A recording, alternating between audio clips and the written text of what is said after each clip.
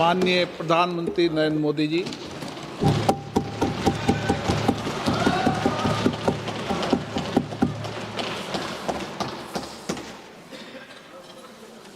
आदरणीय अध्यक्ष जी,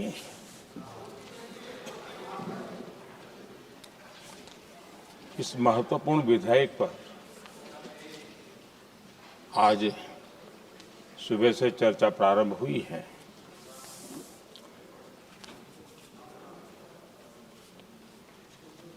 काफी साथी यहां से भी जिन मुद्दों को स्पर्श किया गया है उसको तथ्य से और तर्क से सदन को जरूर जानकारी देंगे और इसलिए मैं उन विषयों में जाना नहीं चाहता।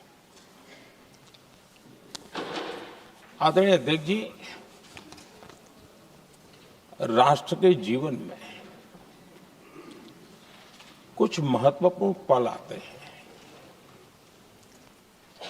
और उस समय की समाज की मनस्थिति और नेतृत्व की क्षमता उस पल को कैप्चर करके एक राष्ट्र की अमानत बना देती है, एक मजबूत धरोहर तैयार कर देती है। मैं समझता हूं कि भारत के संसदीय लोकतंत्र के इतिहास में ये वैसे ही पल है। आवश्यकता तो ये थी कि 25-30 साल पहले जब से विचार सामने आया, आवश्यकता महसूस हुई, हम इसको लागू कर देते और हम आज उसको काफी परिपक्वता तक पहुंचा देते हैं और आवश्यकता के अनुसार उसमें समय समय पर सुधार भी होते हैं और यही तो लोकतंत्र की ब्यूटी होती है। हमारी मदर ऑफ डेमोक्रेसी है। हमारी हजारों साल की लोकतंत्र की एक विकास यात्रा रही है और उस विकास यात्रा में एक नया आयाम जोड़ने का एक शुभ अवसर सदन के हम सभी साथियों को मिला है और मैंने प्रारंभ में कहा है कि हम सब भाग्यवान हैं कि हमें ऐसे महत्वपूर्ण और देश की आधी आबादी को इस राष्ट्र निर्माण की नीति निर्धारण प्रक्रिया में हिस्सेदार बनाने का सौभाग्य मिल रहा है।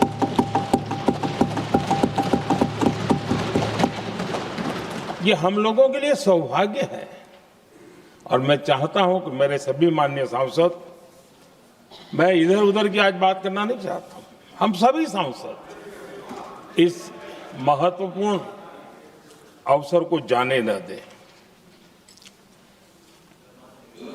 हम भारतीय सब मिल करके देश को नई दिशा देने जा रहे हैं। हमारी शासन व्यवस्था को संवेदनशीलता से भरने का एक सार्थक प्रयास करने के लिए जा रहे हैं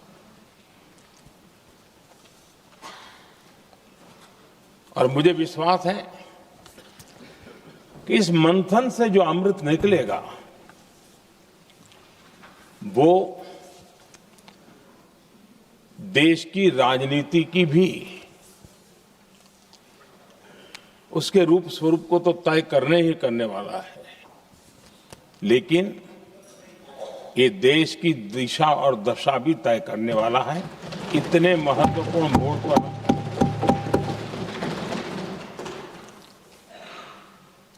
आदरणीय अध्यक्ष जी, 21वीं सदी में भारत एक नए आत्मविश्वास के साथ आगे बढ़ रहा है। विश्व में भी आज भारत की स्वीकृति हम सब महसूस कर रहे हैं और ये हम सबके लिए गौरव का पल है। एक समय हमारे पास आया है और इस समय को हमने एक विकसित भारत के संकल्प के साथ जोड़ा है और मैं पक्का मानता हूं कि विकसित भारत का मतलब केवल उत्तम प्रकार के रेल, रास्ते, इंफ्रास्ट्रक्चर या कुछ आर्थिक प्रगति के आंकड़े, सिर्फ इतने से ही विकसित भारत की सीमित कल्पना वाले हम लोग नहीं हैं। हम चाहते हैं कि विकसित भारत जिसके नीति निर्धारण में साच अर्थ में सबका साथ सबका विकास का मंत्र समाहित हो, देश की 50% जनसंख्या नीति निर्धारण का हिस्सा बने, ये समय की मांग है।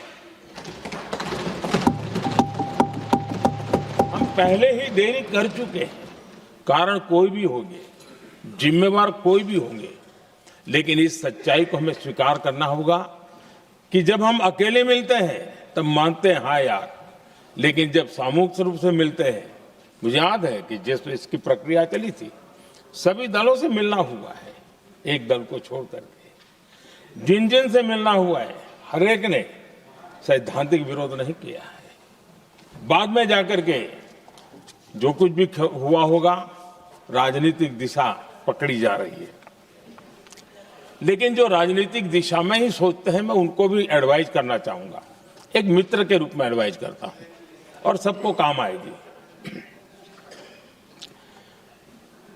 हमारे देश में जब से विमेन रिजर्वेशन को लेकर के चर्चा हुई है और उसके बाद जब जब चुनाव आया है, हर चुनाव में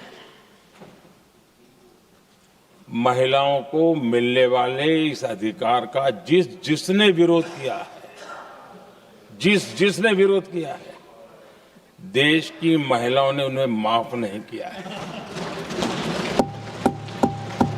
उनका हाल बुरे से बुरा किया है।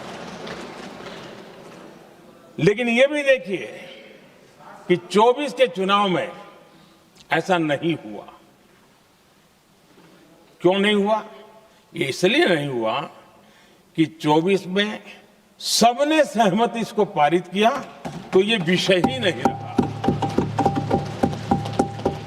किसी के पक्ष में पॉलिटिकल फायदा नहीं हुआ, किसी का नुकसान भी नहीं हुआ। सहज रूप से जो मुद्दे थे, उन मुद्दों के आधार पर चुनाव लड़ा, क्योंकि 24 में सब साथ में थे। कुछ लोग यहां हैं, कुछ लोग नहीं है, लेकिन सब साथ में थे। आज भी मैं कहता हूं, अगर हम सब साथ में जाते हैं तो इतिहास गवाह है कि ये किसी एक के राजनीतिक पक्ष में नहीं जाएगा, ये देश के लोकतंत्र के पक्ष में जाएगा, देश के सामूहिक निर्णय शक्ति के पक्ष में जाएगा और हम सब उसके यश के हकदार होंगे।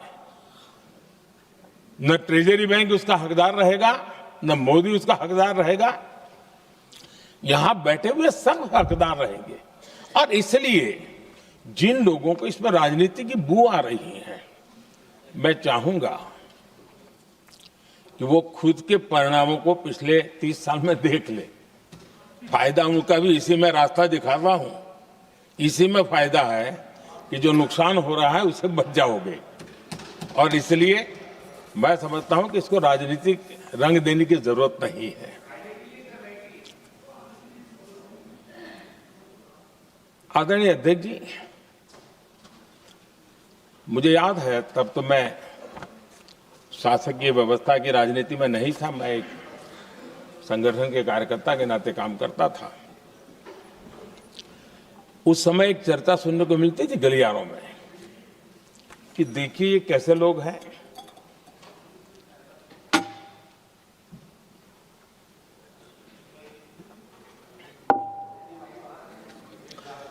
पंचायतों में आरक्षण देना है तो बहुत आराम से दे देते हैं, लेकिन आप कह रहे तो कह रहे हैं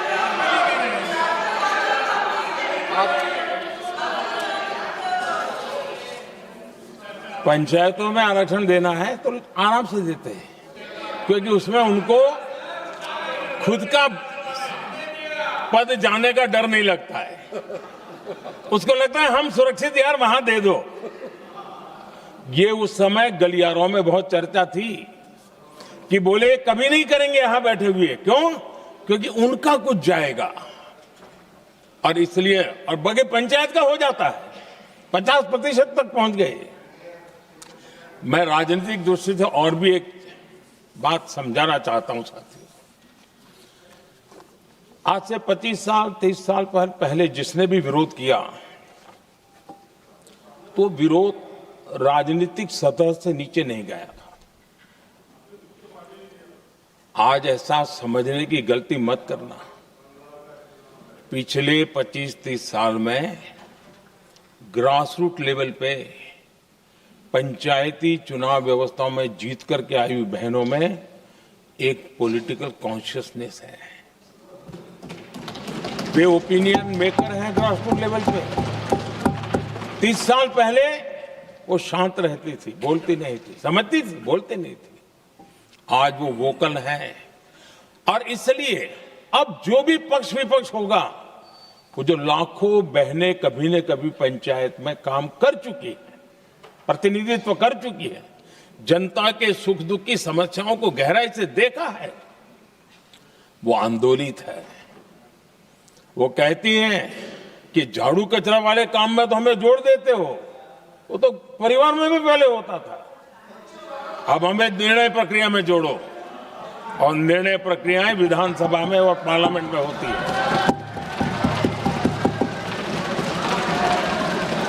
और इसलिए मैं राजनीतिक जीवन में जो लोग प्रगति चाहते, मैं किसी भी सांसद की बात करता हूं, किसी भी एमएलए की बात करता हूं, ये दल वो दल की बात मैं नहीं कर रहा हूं।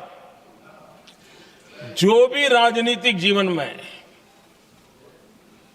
सफलतापूर्वक आगे बढ़ना चाहते हैं, उनको ये मान के चलना पड़ेगा कि पिछले 25-30 साल में लाखों बहनें ग्रास रूट लेवल पर लीडर बन चुकी हैं। अब उनके अंदर सिर्फ यहां 33% का नहीं, वहां भी वो आपके फैसलों को प्रभावित करने वाली है। और इसलिए जो आज विरोध करेंगे उसको लंबे समय तक कीमत चुकानी पड़ेगी। लंबे समय तक कीमत चुकानी पड़ेगी। और इसलिए राजनीतिक समझदारी भी इसी में है कि हम ग्रास रूट लेवल पर महिलाओं की जो पॉलिटिकल लीडरशिप खड़ी हुई है, उसको आपने अब कंसीडर करना पड़ेगा। यहां मैंने सुना हमारे मुलायम सिंह जी थे, तब से एक विषय चला रहे हैं, उनके परिवार वाले भी चला रहे हैं। आप देश की बहनों पर भरोसा करो ना, उनकी समझदारी पर भरोसा करो। एक बार 33% बहनों को यहां आने दो, आकर के उनको निर्णय करने दो, किसको देना है, किसको नहीं देना है, इस वर्ग को देना, उस वर्ग को देना, करेंगे वो निर्णय। हम उनके सामर्थ्य पर आशंका क्यों करते भाई? एक बार आने तो दो, उनको आने तो दो। जब आएंगे तो 34 पे और दूसरा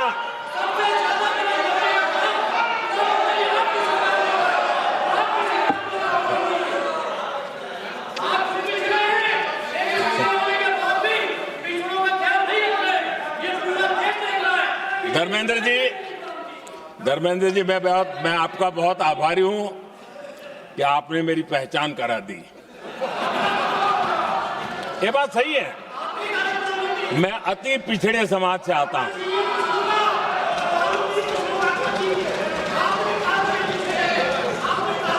धर्मेंद्र जी, मैं आपका बहुत आभारी हूं। और अखिलेश जी मेरे मित्र हैं तो कभी कभी मदद कर देते हैं।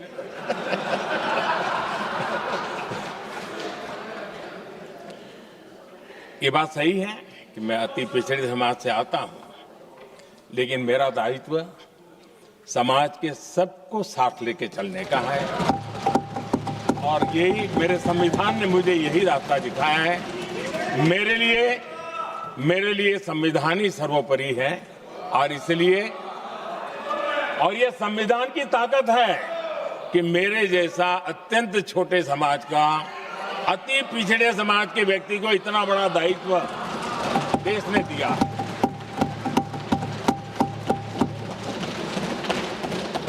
और इसलिए मैं तो देशवासियों का ऋणी हूं और मैं तो संविधान निर्माताओं का ऋणी हूं कि जिसके कारण आज मैं यहां हूं। लेकिन आदरणीय अध्यक्ष जी,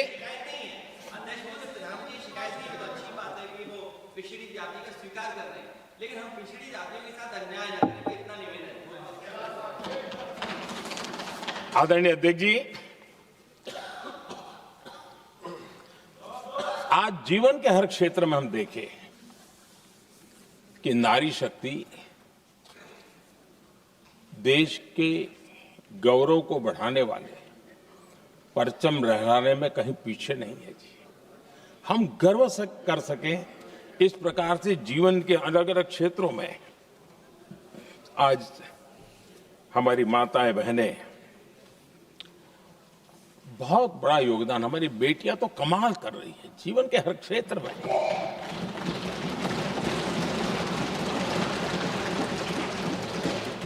इतना बड़ा सामर्थ्य, उसको हम हिस्सेदारी से रोकने के लिए क्यों इतनी ताकत खपा रहे हैं जी? उनके जुड़ने से सामर्थ्य बढ़ने वाला है।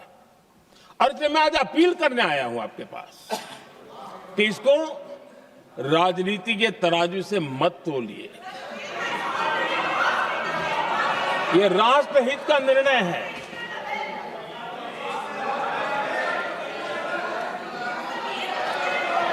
आदरणीय अध्यक्ष जी,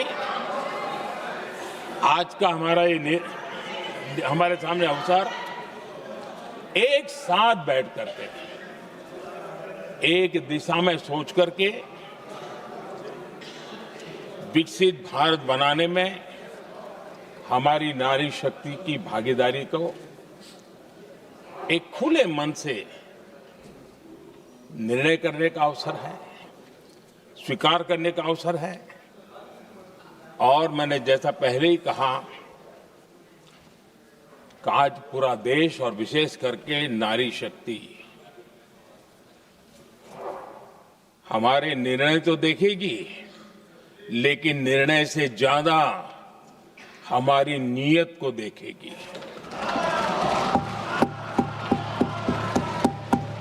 और इसलिए हमारी नीयत की खोट देश की नारी शक्ति कभी माफ नहीं करेगी।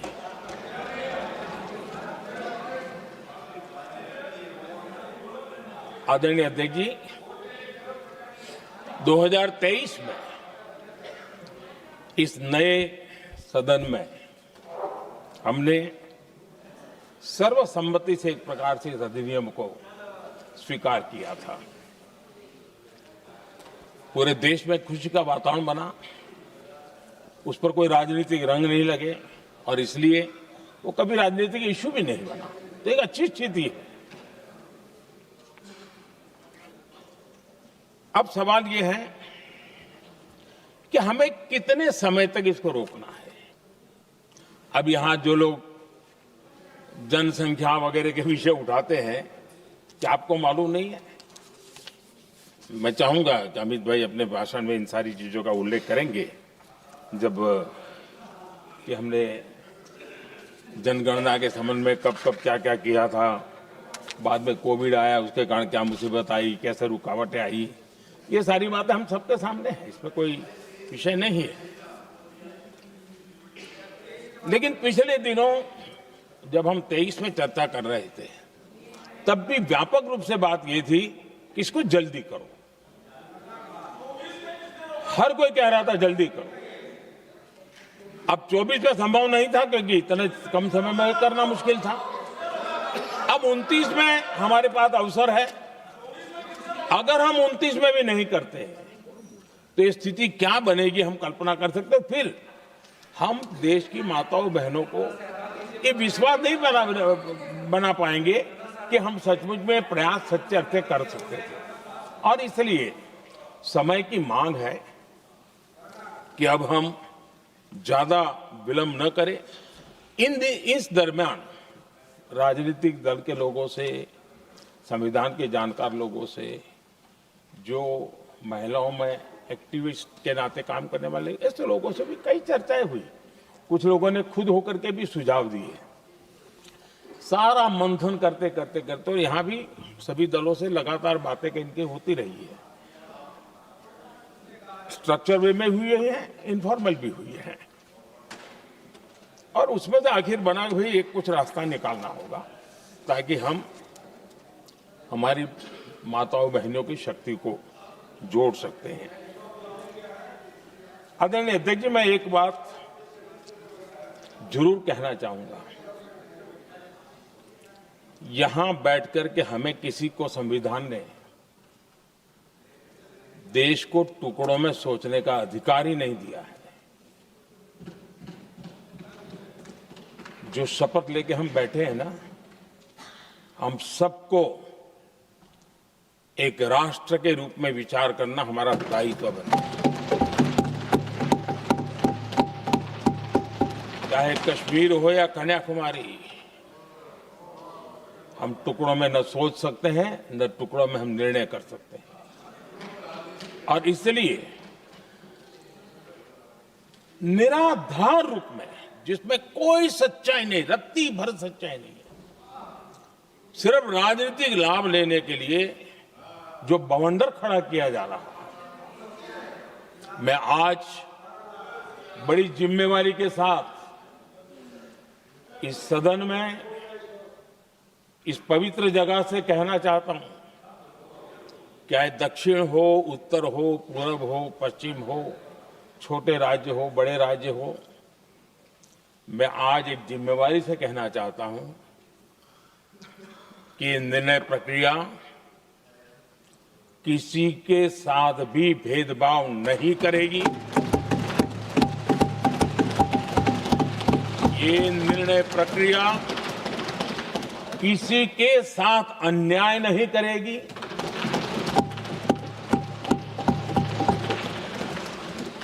भूतकाल में जो सरकारें रही और जिनके कालखंड में जो परिसीमन हुआ और जो अनुपात उस समय से चला आ रहा है, उस अनुपात में भी कोई बदलाव नहीं होगा और वृद्धि भी उसी अनुपात में होगी।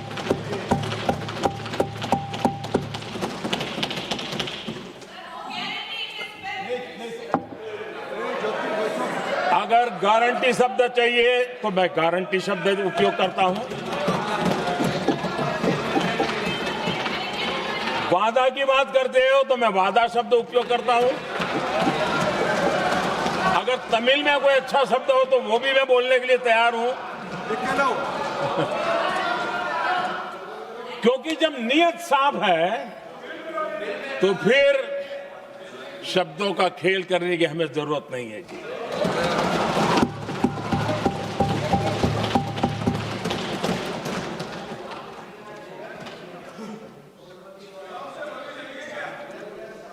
आदरणीय अध्यक्ष जी, मैं आज सदन के सभी साथियों को ये भी कहना चाहता हूं कि साथियों, हम भ्रम में न रहे।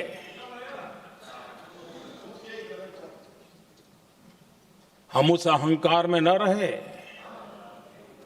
और मैं हम शब्द प्रयोग कर रहा हूं। मैं और तुम की बात नहीं कर रहा हूं। हम इस भ्रम में न रहे कि हम देश की नारी शक्ति को हम कुछ दे रहे हैं। जी नहीं, उसका हक है। और हमने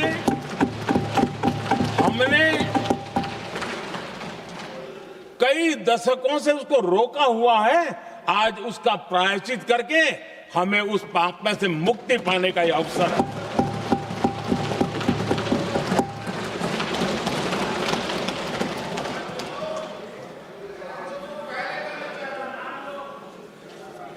हम सब जानते हैं,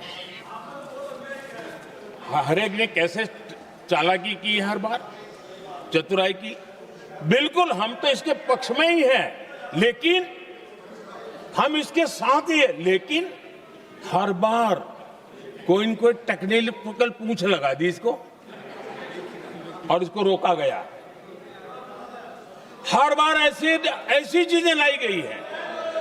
हिम्मत नहीं है कि हम 33% महिलाओं के आरक्षण का विरोध कर पाए, वो तो जमाना चला गया।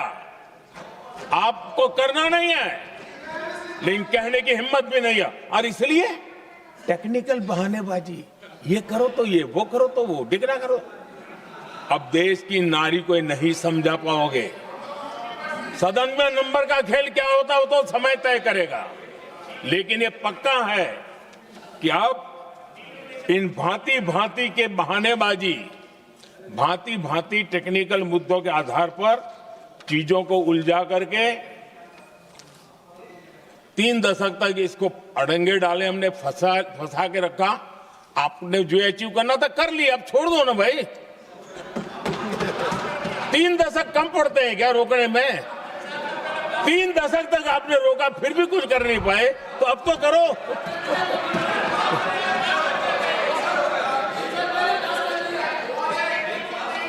आदरणीय अध्यक्ष जी,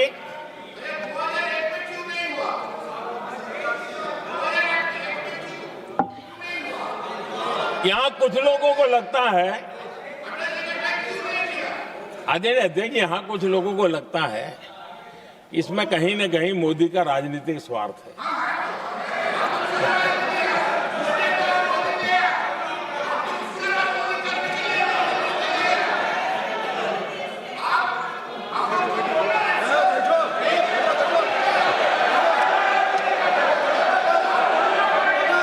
अरे भाई, इनको बोलने दीजिए, वहां पर बेचारे को मुंह पे ताला लगा हुआ है, बहुत बगल में कोई बोलने नहीं देता उसको।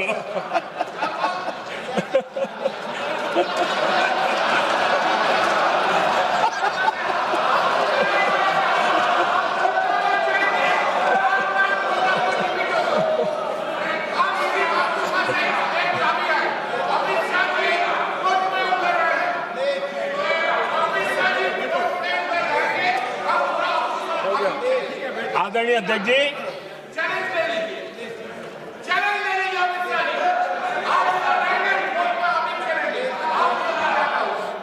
आदरणीय अध्यक्ष जी,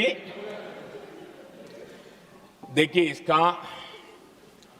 अगर विरोध करेंगे तो स्वाभाविक है कि राजनीतिक लाभ मुझे होगा, लेकिन साथ चलेंगे तो किसी को भी नहीं होगा, ये लिख के रखो। किसी को नहीं रहेगा, क्योंकि एक फिर अलग पहलू हो जाता है, फिर किसी को फायदा नहीं होता। और इसलिए हमें क्रेडिट नहीं चाहिए। जैसे ये पारित हो जाए, मैं कल एडवर्टाइजमेंट दे करके सबका धन्यवाद करने के लिए तैयार हूं, सबकी फोटो छपवाने के लिए तैयार हूं। क्रेडिट आप ले लो, चलो। क्रेडिट की चिंता है क्या है जी, ले लो ना क्रेडिट। आपको जिसकी फोटो छपवानी है सरकारी खर्चे से हम करवा देंगे।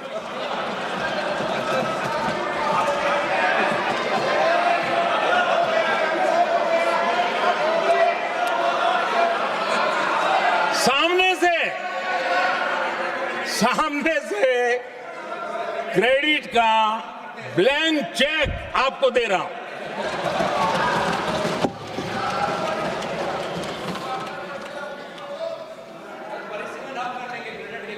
आदरणीय अध्यक्ष जी,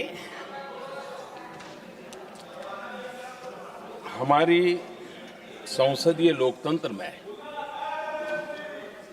महिलाओं की भागीदारी ये सिर्फ आंकड़ों का खेल या एक लोकतांत्रिक व्यवस्था में सुधार इतना सीमित नहीं है। लोकतंत्र की जननी के रूप में, मदर ऑफ डेमोक्रेसी के रूप में ये निर्णय भारत का कमिटमेंट है, ये सांस्कृतिक कमिटमेंट है।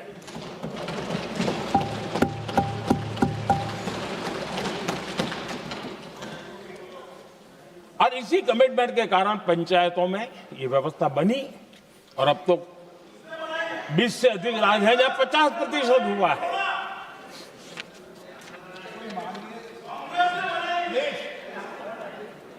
और हमने अनुभव किया है, मुझे लंबे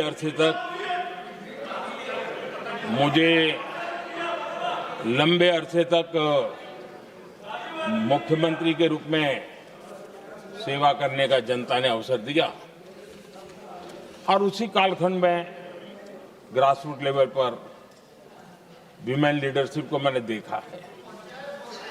मेरा अनुभव है कि संवेदनशीलता के साथ समस्याओं के समाधान में उनका कमिटमेंट बहुत ही परिणामकारी रहते थे, विकास की यात्रा को गति देने में रहते थे। और उस अनुभव के आधार पर मैं कहता हूं कि इस सदन में उनकी आवाज नई शक्ति बनेगी, नई सोच जुड़ेगी, देश की दिशा में एक संवेदनशीलता जुड़ेगी।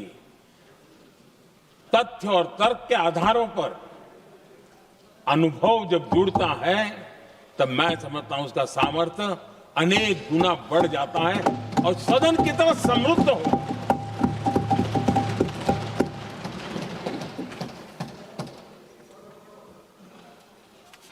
आदरणीय अध्यक्ष जी, हमारे देश में अनुभवी नारी शक्ति की कोई कमी नहीं है, सामर्थ्यवान में कोई कमी नहीं। हम भरोसा करें वे कंट्रीब्यूट करेंगे, बहुत अच्छा कंट्रीब्यूट करेंगे।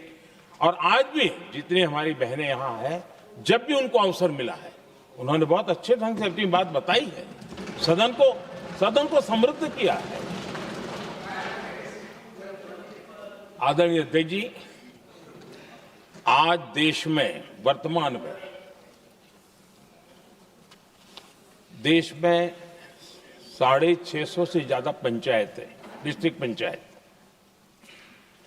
करीब 250 महिलाएं उसका नेतृत्व कर रही और केंद्र के कैबिनेट मिनिस्टर से ज्यादा उनके पास जिम्मेवारी और धन और व्यवस्था होती है, काम करती है जी।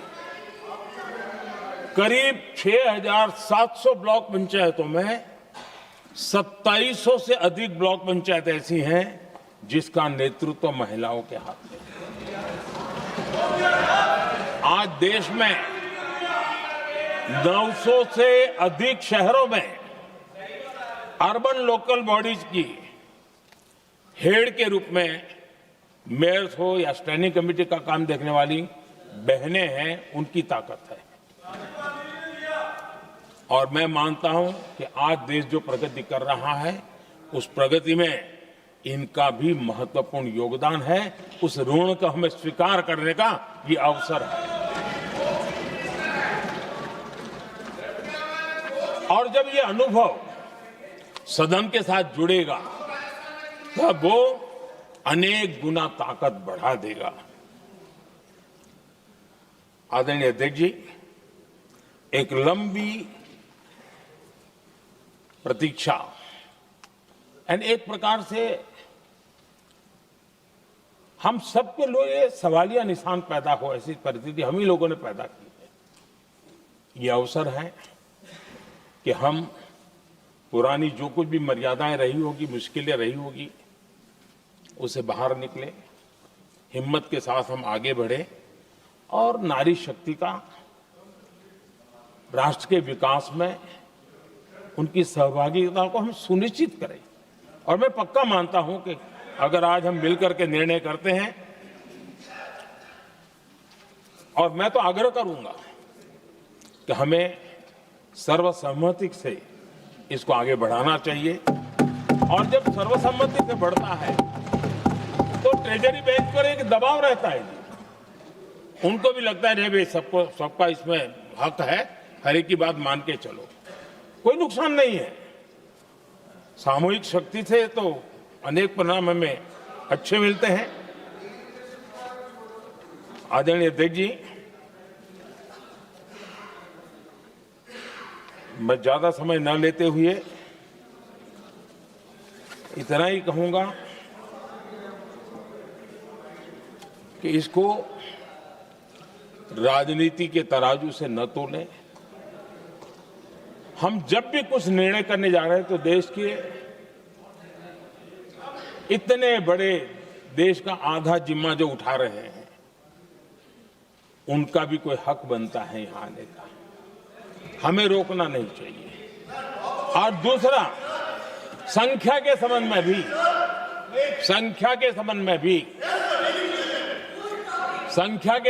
भी एक मत पहले से बनता आया था, चर्चा थी कि साहब ये जो है इनका कम मत करो, अधिक कर दो तो जल्दी हो जाएगा। वो अधिक वाला विषय वो आया है कि चलो भाई पैसे जो संख्या थी 33% और बढ़ा दो, ताकि किसी को ऐसा न लगे कि मेरा हक चला गया। एक नई शक्ति जुड़ेगी, अतिरिक्त शक्ति जुड़ेगी। और अब सदन की रचना भी तो अब पहले से हमने सोच कर रखा है, जगह तो बना ली है। और आदरणीय अध्यक्ष जी, मैं लाइटर में जरूर कहना चाहूंगा, हर एक के अपने राजनीतिक कारण होते हैं और पराजय का डर जरा हैरान करने वाला होता है, लेकिन अपने यहां जब कोई भी शुभ काम होता है उसको नजर न लग जाए, इसलिए काला टीका लगाने की परंपरा है। मैं आपका धन्यवाद करता हूं काला टीका लगाने के लिए। बहुत बहुत धन्यवाद।